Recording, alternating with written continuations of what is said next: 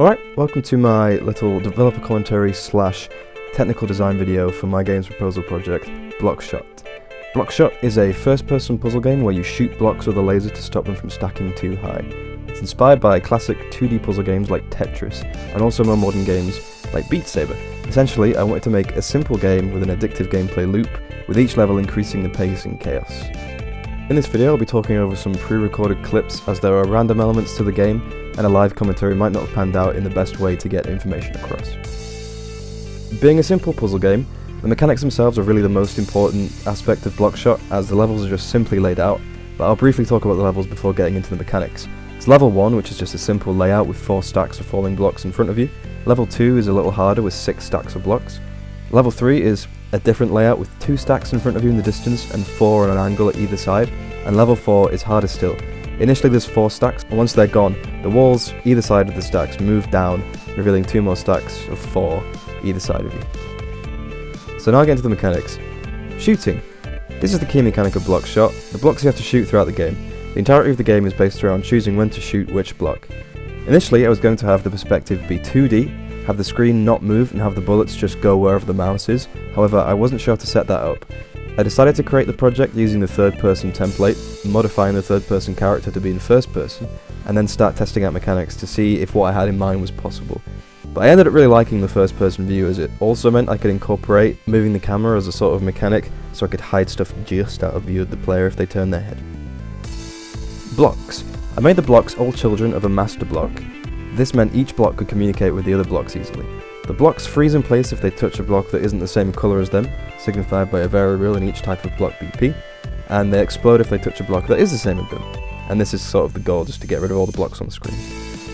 This let me use a block as the floor, as I needed the blocks to freeze on the floor, and also the ceiling, as I needed the blocks to be able to interact with the ceiling in order to make it possible to fail the levels. The blocks that fall are red blocks and blue blocks, and they use physics to fall downwards. They're spawned in by a separate BP with a timer inside, so I can edit the time between spawning blocks, and also add a delay to when they start spawning if I want to, which I did for the levels with multiple block spawners. There are multiple block spawners that spawn cubes in 2, 4 and 6 stacks. The green blocks are spawned in as projectiles and go side to side.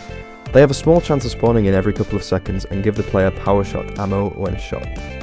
The purple blocks are like the green blocks, but they're less likely to spawn, and they give the player sweep shot ammo when shot. And like I said earlier, the ceiling is a block with a unique event. It can restart the level. The red and blue blocks fire a short trace upwards when frozen, and if it hits the ceiling restarts the level.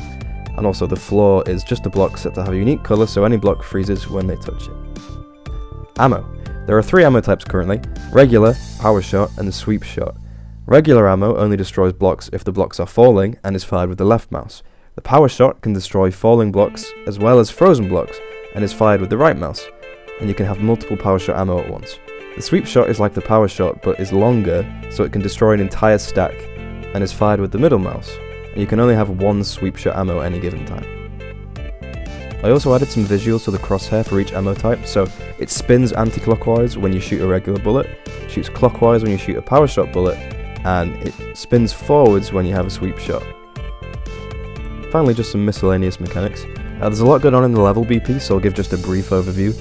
It's constantly checking how many blocks are remaining, and if that number's 0, it casts to the block spawners in the level and stops them spawning in any more blocks. Then after a slight delay, it opens the next level. There's also an event bound to the green blocks that adds the power shot ammo when they are destroyed, and the same for the purple blocks with the sweep shot. The HUD widget text is set here too, text for how much ammo you have, and also to show you how many cubes there are remaining. There's also some minor extra visuals in the character BP, so the crosshair, like I mentioned, rotates when you shoot, and also the colours on the crosshair change material to signify if there's power shot and or sweep shot ammo ready to use. And that's pretty much all there is really. Any levels from here on out would just expand on what there is already, adding in more block spawners to spawn more cubes and more stacks, and also changing up the level layout a bit, making it so there's a different delay between the blocks spawning in and different times for how often the blocks are spawned in. And also I imagine I could add in more types of ammo to do different effects on the blocks that you can shoot. Alright, thank you very much for watching.